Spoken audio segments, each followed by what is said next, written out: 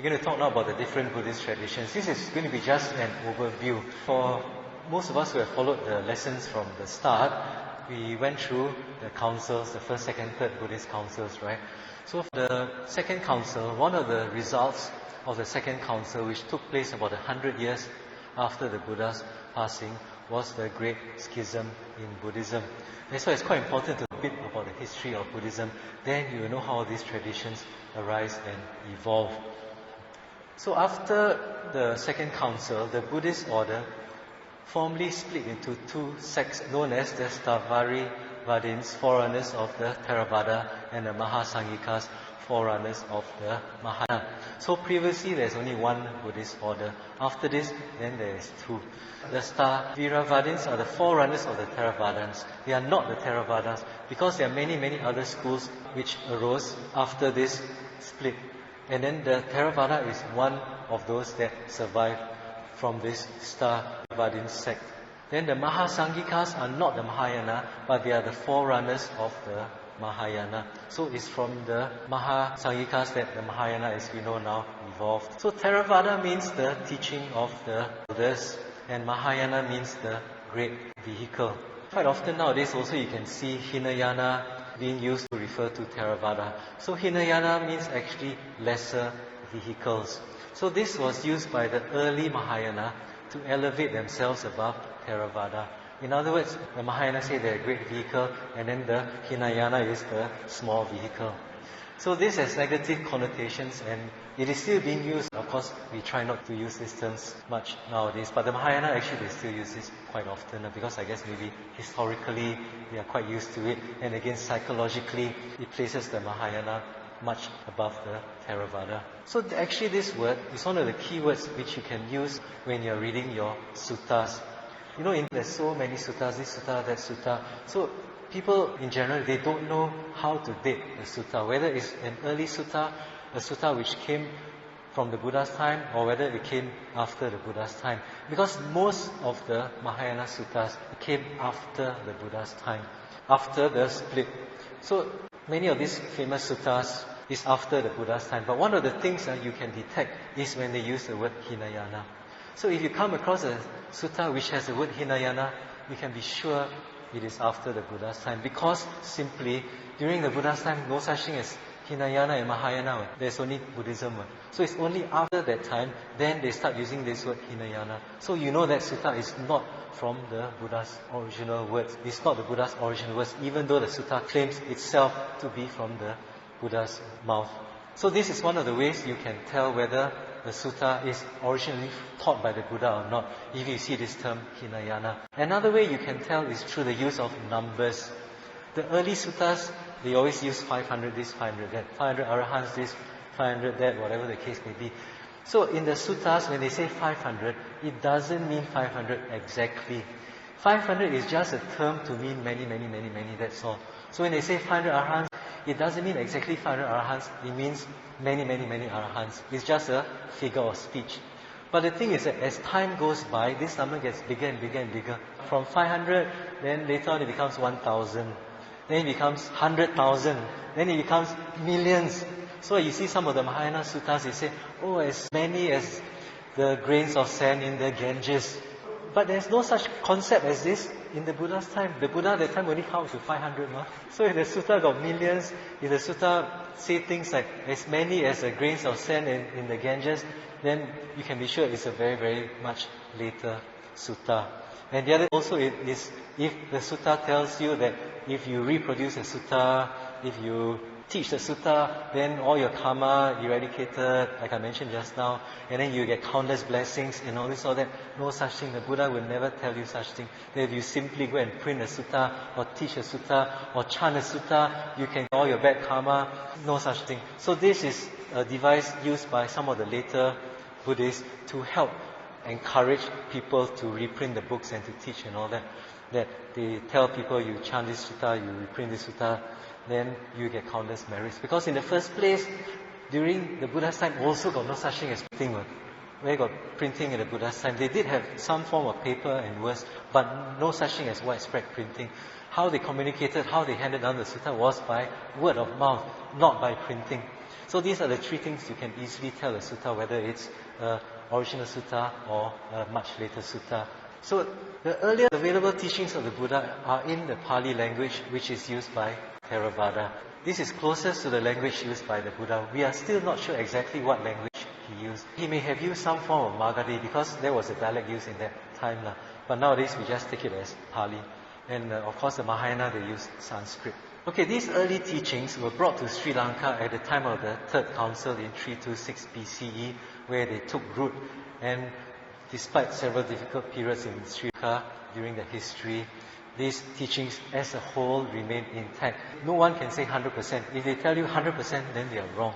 Because during the course of time, some suttas were changed, some suttas were added, some suttas were modified. So you have to see this clearly by yourself, which you can generally tell. I think the easiest way to tell is whether the teachings in the sutta are consistent with the other teachings in Buddhism or not. If, for example, this sutta, the teachings are inconsistent with what the Buddha originally taught, then it may be a later teaching which has been incorporated or amalgamated into the later suttas. So Theravada Buddhism is the main religion of Thailand, Burma and Cambodia. This is generally the spread. From Bodh Gaya, then it came down to Sri Lanka, and then after that Burma and Thailand. So you can see for Theravada, it's the earliest from the time of the Buddha, then Sri Lanka, and then after that Southeast Asia, and then Mahayana was a bit later after the split. Okay, for Theravada, although the Sangha may belong to different sects in their countries, all the teachings are homogeneous. There's hardly any differences in the teachings at all. So there may be very, very minor differences, but I would say 90% the teachings of Theravada in Sri Lanka, Thailand, Burma are about the same. So Theravada Buddhism is now currently enjoying a growing popularity in countries like Indonesia, Malaysia, Singapore, Australia and many Western countries because of the easy availability of the English language and the materials and teachings and the internet. Okay, now we come to Mahayana. So Mahayana comprises of many schools. It comprises a great variety of schools of Buddhism which can be found in China, Japan, Korea and Tibet. These schools originated in India after the Second Council and developed from new ideas within Buddhism, and also they incorporated some Brahmanistic, Hindu and other concepts. So as Buddhism spread to China around the 1st century CE, it also absorbed some elements of Taoism and Confucianism in order to survive and adapt to the local culture and society. Because the fact is that Buddhism did not go into China in a vacuum. When Buddhism went into China, there was already Confucianism and Taoism. It's different from, for example, Sri Lanka. When Buddhism went into Sri Lanka, there was really nothing much there, so it could take root easily in its original form. But in any case, the mentality, the culture and society of China at that time was very different from the people of Sri Lanka. They were already quite advanced in their society. So they already had Taoism and Confucianism, and Buddhism had to adapt to survive. Because, for example, one of the things Confucianism is very strong in is filial piety, ancestor worship. So if Buddhism did not incorporate some of these elements, then it may have found difficulties to survive. Because then the rulers, the monarchy, they may not have been so willing to accept Buddhism in China. But again, Buddhism went through ups and downs in China. It did not thrive all the time in China. It had stages whereby some of the kings, they went all out to stamp out Buddhism, but of course it did survive. So even much later, when Buddhism spread to Tibet in the 7th century, at that time it already had some Indian tantric influences. And by the time it went to Tibet, it also absorbed elements of the local born religion. As you can see here, it arrived in China in the 1st and 2nd centuries AD, Korea around the 4th, 5th century AD, and Tantric Buddhism in Tibet very much later in the 6th and 7th century AD, and it became very strong in the 11th century AD. So Mahayana developed several new concepts in regard to Buddhism. One of the main concepts they developed was the Bodhisattva ideal. And from then on, with this concept, they formulated new sutras and attributed them to the Buddha. What they did actually was they came out with these sutras and then they said, oh, this is what the Buddha taught. One of the means they use is that those teachers before those monks and all that, they say, oh, they found this sutta because it's hidden away. It's only when the time is right, then the Nagas, whatever deities, they will show the suttas to the people. So this is how they legitimize these later suttas. As I mentioned, some of the main suttas are really quite late, like the Lotus Sutra, Heart Sutra, Diamond Sutra, Amitabha Sutra. They usually originated in the Sanskrit language, and these form the basis of the Mahayana teachings. Of course, it can be argued that these have a basis in original and early Buddhism, but some of the teachings actually deviate quite far. So we'll take a look at that in a while. One of the defining sutras in Mahayana, I'm using the word sutras because we're talking about Mahayana. For Theravada, Pali, they'll say sutta. So Mahayana, Sanskrit is sutra. So this sutra is the Lotus Sutra, dated roughly around the 1st century CE, where for the first time the Buddha is seen as a godlike figure. Usually Buddha in the early suttas is more like a teacher. If you look at those Nikayas, Majjhima Nikaya, Digha Nikaya, it's usually the Buddha is seen as a teacher. But after this Lotus Sutra, the Buddha has been elevated almost into a godlike figure, a godlike father figure, as opposed to an enlightened human spiritual teacher. I guess this is because they have to overcome many obstacles. I mean, people, maybe they cannot accept, the Buddha has gone to Nibbana. Then how?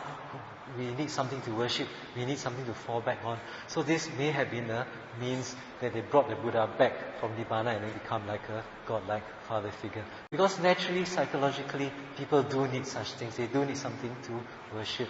They do need something to appeal to. I mean, we all know we're in trouble, we all go and ask for help. Go to the temple, ask for help. There's the father figure. And most of these theistic religions, they always have this father figure thing in them. So similarly in Buddhism, this came about after the Lotus Sutra, whereby the Buddha is seen as a godlike father figure. So then in early Buddhism, the highest ideal is the Arahant.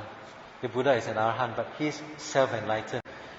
And Arahant means he's enlightened following the teachings of the Buddha. So the ideal of the Arahant is to attain Nibbana and then go off from there, no more rebirth.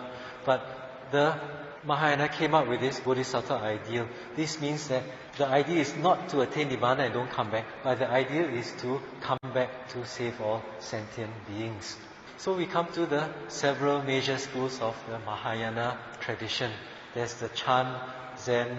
Zen is actually the Japanese word for Chan. There's a Pure Land Amitabha school, very well known in most Chinese societies, even in Singapore. And there's a Vajrayana Tibetan Buddhism. So Tibetan Buddhism is considered under Mahayana. So Chan, Zen Buddhism. So the establishment of Chan is traditionally credited to an Indian Princeton monk called Bodhidharma around the 5th century CE. So the aim of Chan or Zen is to discover the Buddha nature within all of us, within each of us, through the practice of meditation and mindfulness. So this places emphasis on meditation and mindfulness. So Chan actually is derived from the word jhana. For those of you who know, jhana is the highest state of meditation. So Chan is actually derived from the word jhana, and Zen is derived from the word Chan. So this school does not place much emphasis on written and verbal teachings. It places much more emphasis on the practice of meditation and mindfulness. So Bodhidharma, then these are the Zen monks. They face the wall and they meditate. So Pure Land Amitabha, very popular. This is based on the Pure Land Sutras brought to China in the 2nd century CE, and this is the faith-oriented branch of Buddhism. So very popular in East Asia among the Chinese cultures and society, originally popular among the peasants because this provided an alternative and easier route to enlightenment. As I mentioned just now, if you bring the original form of Buddhism to China, to the peasants, to the normal people, I think very difficult to survive. Because if you ask them to go and keep the precepts, meditate, acquire knowledge, I think they simply don't have the time for that. So these Pure Land schools came in to provide a different alternative. So you cannot say it's good, you cannot say it's bad. For the purists, they say it's bad because it deviates very much from the original teachings of the Buddha. You just have faith in Amitabha Buddha, Chan, Amitofo, then you can go to the Pure Land and then get enlightenment. This is, of course, not in original Buddhism. No such thing in original Buddhism. But you cannot say it's entirely wrong either, because if these monks did not adapt and transform Buddhism, then Buddhism would not have spread to China, Taiwan, Japan, Korea. Then Buddhism would have been very much isolated in Southeast Asia, Sri Lanka. So it's possible that if you follow this, maybe in this life or even in the future life, you may come back to the roots of Buddhism. So it is wrong also to discount or to condemn wholly all these other schools which deviate from the original teachings of Buddhism. So Amitabha Buddha means the Buddha of boundless light or infinite life. And this is the main Buddha of the Pure Land sect. That means they pray to, they worship, they respect Amitabha Buddha. This is the main Buddha which they revere. So for the Pure Land sect, they believe the Amitabha Buddha resides in the Sukhavati, the Western paradise of eternal bliss, or simply called the Pure Land. So this Amitabha, when he was a Bodhisattva named Dhammakara, he made a vow through his infinite merits to create this Pure Land, and that anyone who has faith in him can reach this Pure Land and attain Nirvana from then on. So I mentioned just now that some schools in Buddhism, they believe that Nibbana, has become too difficult to attain on our own, and that it is only through devotion to Amitabha that one can be reborn in the Pure Land and reach enlightenment is guaranteed. That's why I said just now, right, that nowadays some people think that you cannot attain enlightenment, you cannot make progress following the teachings of the Buddha himself. You need an external power. Your power, your own power, your self-power is not enough. You need external power. That's why they believe in Amitabha Buddha. There's an external power to come in to help you to attain Nibbana. But again, this is totally against the concept of original Buddhism. In Buddhism, it is your self-practice. You save yourself. You practice for yourself, not others practice for you, which is what this Pure Land is more or less teaching. But the Mahayana Pure Land Buddhists, that means the Pure Land Buddhists believe in this. They believe that we cannot save ourselves. We can no longer save ourselves. Even though we practice the Buddha's teachings, Four Noble Truths, the Eightfold Path, we cannot save ourselves. We must need an external entity, an external deity to come and save us. So like I said, this is what I mean, that they believe Nibbana has become too difficult now in our day and age to attain. We need an external factor to save us. But again, this is very much against original Buddhism, because the Buddha never taught such thing. The Buddha said, you save yourself, we save ourselves. Yes, I agree. There are other Buddhas before him, there are other Buddhas after him, but he also said all of them preach the same thing. Avoid evil, do good, purify your mind. The Buddha never said that the other Buddhas deviate from his teachings. The Buddha never said that the earlier Buddhas or the Buddhas after him will teach similar teachings to this. The Buddha said all the Buddhas teach the same thing. I mean, we're talking about the original Gautama Buddha. We're not talking about Mahayana. In Theravada Buddhism, the original Buddhism, the Buddha said all Buddhas teach the same thing. But this is not what the Buddha taught. So I agree with you that this may be an alternative path. It may be a route, because for these people to come into Buddhism later. Because in Buddhism, there's 84,000 ways to preach the Dharma. This may be one of them. That's why I said just now, we should not condemn or put this down. This is just an alternative path. But since we are doing this course, we must know what is the differences between the core teachings and what is the teachings of these other Mahayana Buddhists, to be clear. Because if we don't spell this out, then we can never be sure. We can never be clear in our minds. What is the differences between the original teachings and the later teachings? No. Okay, even in Theravada, they have this concept of 24 or 28 Buddhas. This also is possibly a later addition. All these other Buddhas they may have put in later. But in any case, Amitabha Buddha is not one of those Buddhas. This is a much later addition. In fact, some people trace the origination of this Amitabha Buddha to a Near Eastern religion called Zoroastrianism. Because Zoroastrianism, they have a god of light. So some people speculate that Amitabha Buddha has evolved from that Zoroastrianism religion. So Amitabha is not one of the 28 or 24 Buddhas in Theravada. It is a later addition. So one of the central practices is a concentrated and heartfelt recitation of Namo Amitabha Buddha, or simply Namo Amitofo. That's why you see some of these people, they always focus their mind, they keep chanting even though they meet you, Namo Amitofo, they keep repeating this Namo Amitofo as a sign of faith and devotion in Amitabha Buddha. Because they believe that their faith and devotion in Amitabha Buddha will lead them to be reborn in the Pure Land from which enlightenment is guaranteed.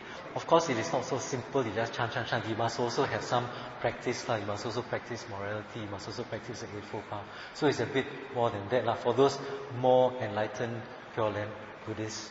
But one of the things I ever come across is that they say, meditation too difficult, you have to practice vipassana and all that.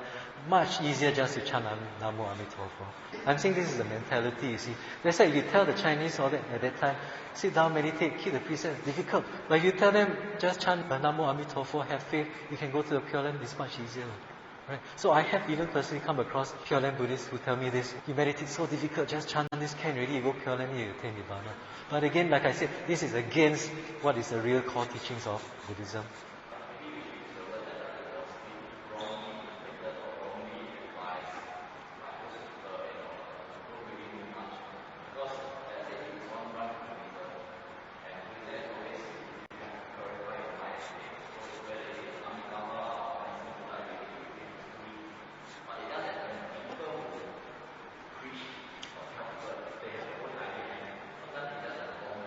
I agree with you, it's a wrong view. So if it's a wrong view, then it's a wrong teaching.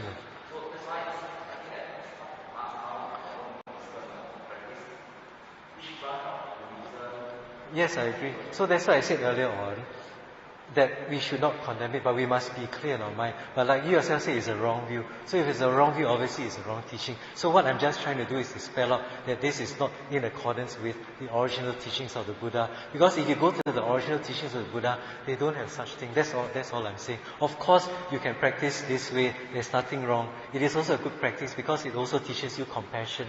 It also teaches you how to cultivate mindfulness. But I'm just spelling out that this is deviating a bit from the actual teachings of Buddhism, that's all.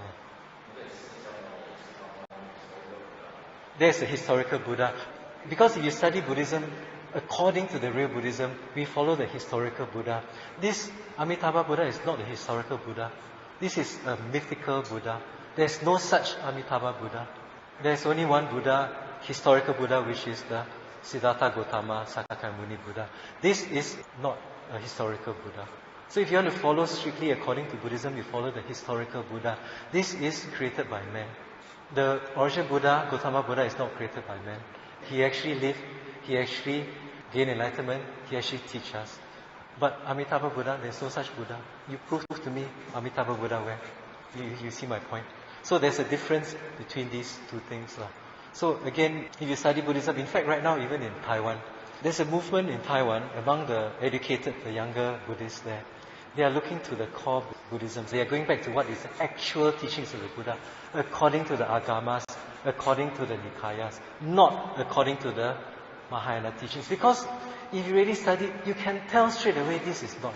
If you study Buddhism with a clear mind, objective, you can tell this is not the original teaching of Buddha. So even in Taiwan, where all this is so strong, there is a movement now among the educated, the young Buddhists, to go to what actually the Buddha taught. And this is the Agamas, the Digha Nikaya, Majjhima Nikaya, which don't have all this.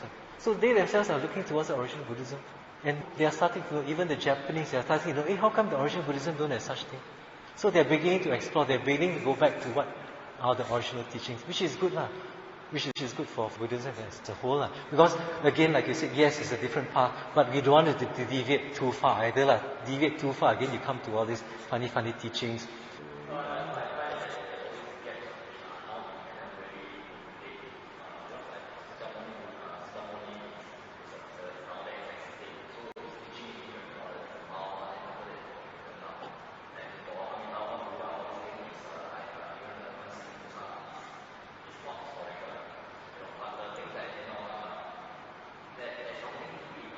Yeah, I agree. I mean, I'm not saying it's wrong, but these are obviously later additions attributed to the Buddha. That means the later teachers, the later monks brought this, they extract maybe their, like you said, their interpretation.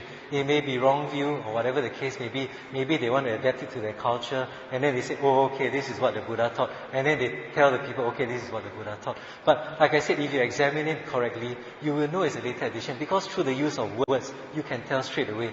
Like 10 years ago, Gay means what? Gay means happy. But now, gay means totally something different. So through the use of linguistics, through the use of comparative languages, you can date a document because you compare it to the different usage of language at that time. You compare it to the meanings of the words at that time. So you give an expert a document, he can tell you roughly which year it's written. So you can't bluff these people. You give them a document, a sutra or what, you give it to these people, they can tell you roughly when it's written. They just compare to the society and culture of the time, how they use the words, they compare the words, the usage of the language. Yeah, these are later editions, but it may be wrong view, it may help you or whatever, but that's beside the point. Right now we just explain what are these different teachings. Okay, anyway, the Amitabha Buddha is seen with Kuan Yin Avalokitesvara and then the Vajrapani Maha Sama Pramprata. And then this is the Pure Land. Quite nice paintings if you search internet. Some of the more modern statues. Okay, so Vajrayana Tibetan Buddhism. So the earliest documented influence of Buddhism in Tibet dates from the 7th century CE. So these teachings include tantras which were orally transmitted, esoteric rituals or meditation practices. So in Vajrayana, many of the teachings should not be practiced without the guidance of a guru. That's why you see in Tibetan Buddhism, they have 4 refuge, not 3. In Mahayana and Theravada, 3 refuge, Buddha, Dharma and Sangha. Vajrayana got 4. Guru first, Buddha, Dharma, Sangha. So they place the guru very high. They always wish to have the guidance of the guru to help them in their practice. So a Tibetan temple, this is a Tekchen Choling temple actually in the vendor there. Very nice temple, they open 24 hours. A lot of young people there, so I'm quite good terms with them. It's a small place, but they are quite good because they're very progressive. A lot of young people, and then they have a lot of activities, and they open 24 hours. So the guru quite young guy. They distribute lots of my books, which is good because through them also we help people to get all these simple books, then they can know the proper Dharma. So I'm quite good friends with them. So the goal of Vajrayana is to become a Buddha or Bodhisattva not only for one's own sake, but to help all sentient beings also attain enlightenment and to be free from samsara and suffering. So according to Vajrayana, Buddhas and Bodhisattvas can manifest on earth. So the Tibetan Buddhists believe that the Dalai Lama is the manifestation of Kuan Yin or Avalokitesvara. There are 4 main schools of Tibetan Buddhism: Nyingma, Kagyu, Sakya, Gelug. Some of the rituals, practices. Okay, this is one of the important developments in Mahayana also, which not really seen in Theravada. So they believe that the Buddha has 3 bodies. The first one is the Nirmanakaya or transformation body. This is a physical body that appears in the world. In other words, the Mahayana Buddhists believe that this is the body which is the historical Buddha, Sakyamuni Buddha. The other body is the Sambhogakaya or reward body. This is the bliss of enlightenment and the reward of spiritual practice. For example, the Amitabha Buddha has this reward body. And then the third is the Dhammakaya or truth body. So this embodies the Dharma and the principles of enlightenment. This is the Buddha nature without limits, boundaries or distinctions. In Theravada, we can say got 2. Because this is the physical body of the Sakyamuni Buddha and this means the Dharma. So for Theravada, they interpret it in such a way that the physical body of the Buddha, the historical Buddha, is the Nirmanakaya and the Dharma is the Dhammakaya. But the Mahayana, they came up with a new one called this bliss of enlightenment body, the reward body. That means somehow or other, they believe that the Buddhas are still in existence in this reward body. But again, in Buddhism, the Buddha has gone to Nibbana. He's not in any of these bodies at all. So the Dharma is the only one that we have now, which we follow. That's why just like I said, the Buddha saying, he who sees the Dharma sees him. He who sees him sees the Dharma. So Kuan Yin. So Kuan Yin is short for Kuan Chi Yin, which means observing the cries of the world. So as a goddess of mercy, she's very popular among Chinese Buddhists as a protector of women and children and the savior of those who are in trouble. And Kuan Yin is the personification of unconditional love, mercy and compassion. So this is very popular. I think most Gnostic Buddhists, they would have a great deal of respect and reverence for Kuan Yin. I think even for ourselves, Theravada Buddhists, we consider Kuan Yin as the personification of compassion, and that is how we should look at Kuan Yin. So Kuan Yin likely originated from this deity called Avalokitesvara. Avalokitesvara originally was in a male form, and throughout the passage of time then became transformed into a female figure, primarily in China. Because when this idea started to go into China, they were having a lot of fighting, they were having a lot of wars, so most of the men were out fighting, and then there were the women left at home. So to identify with the women, Kuan Yin, Avalokitesvara eventually evolved into a female. So that is the female personification of now what we call the goddess of mercy. So also known as Chenrezig in Vajrayana, in Japan known as Kanon. Very nice figure, modern Kuan Yin. Okay, this is the Buddha Tooth Relic Temple. I'm sure most of you have been here, right? Buddha Tooth Relic Temple in Singapore, really beautiful place. So this Buddha here is not Amitabha Buddha, it's not Sakyamuni Buddha, it's Maitreya Buddha. The Buddha Tooth Relic Temple is built in honor of Maitreya. So Maitreya, Sanskrit or Maitreya Pali, is supposed to be the future Buddha of this world and the successor to our current Gautama Sakyamuni Buddha. This is supposed to be the next Buddha. Again, whether or not this is credible, we are not sure. Because in the Pali canon, Maitreya Buddha appears in only one sutta, very briefly. But in any case, let's leave that aside for now. So, Maitreya Buddha is said to be residing now in the Tusita heaven.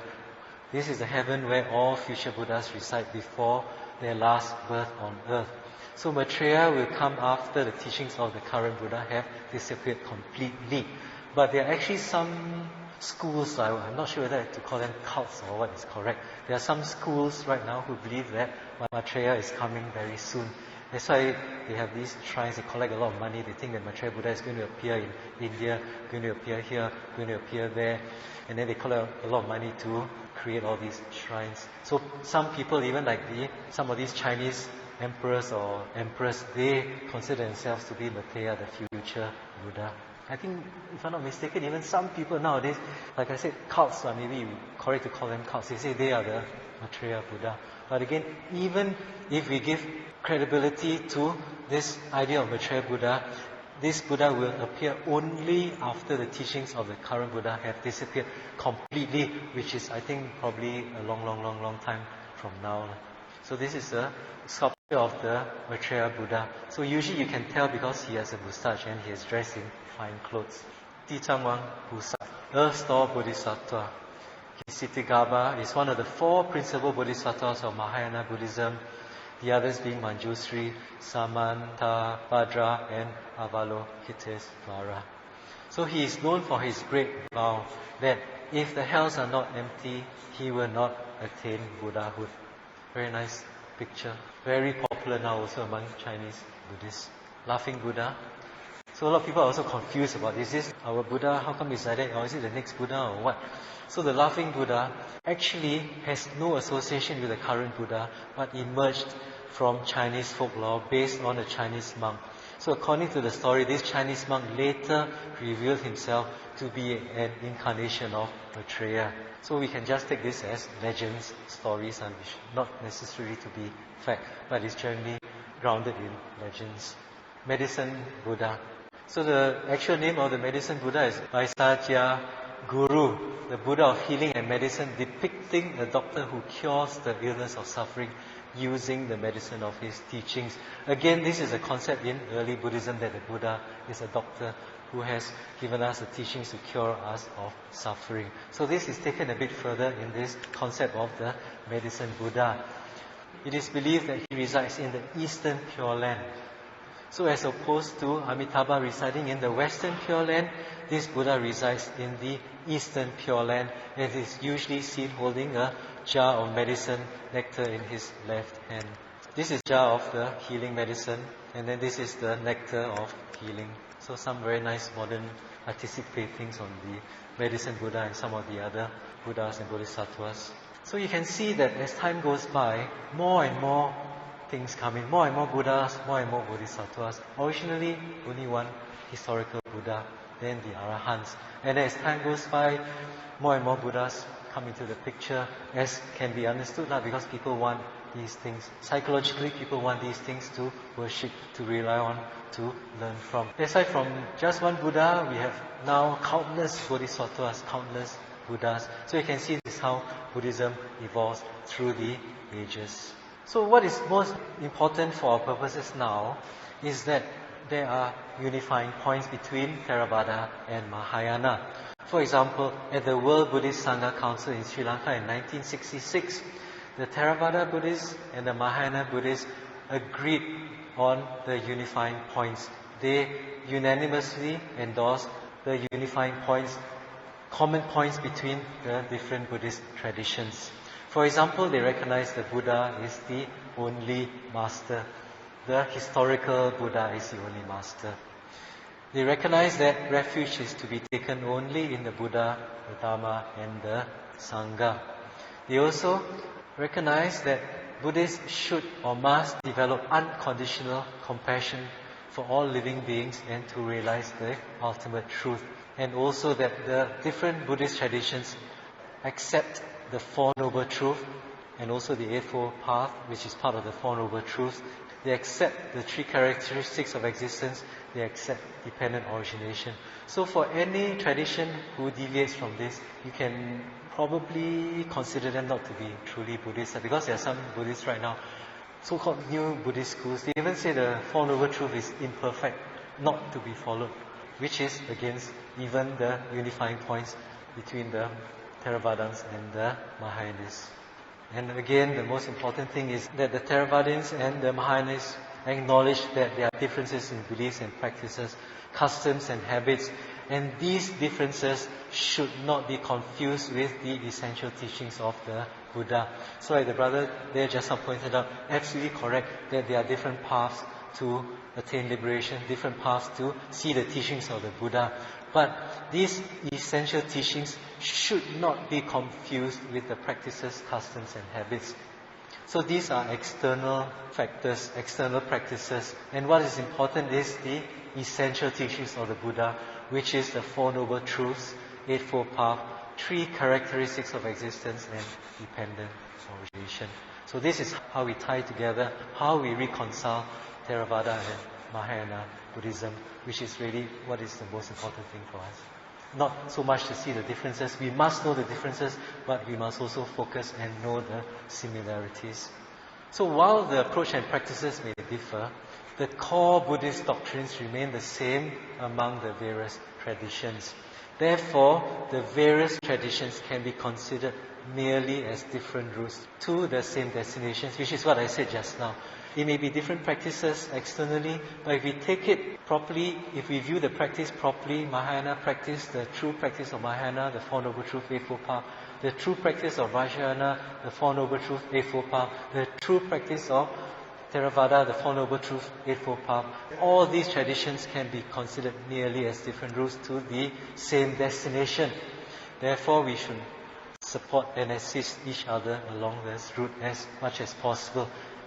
Next week, it'll be quite interesting. It's going to be two big topics, 31 planes of existence and the Buddhist rites and rituals. So I'm going to look at all the 6 realms of existences, all the 31 planes of existence and how we should relate to it, what is the meaning for us, and also the different Buddhist rituals, all these threads, all these katina, things like that. So it may be quite interesting and how we should interpret all these rituals. Okay? Thank you very much. Thank you.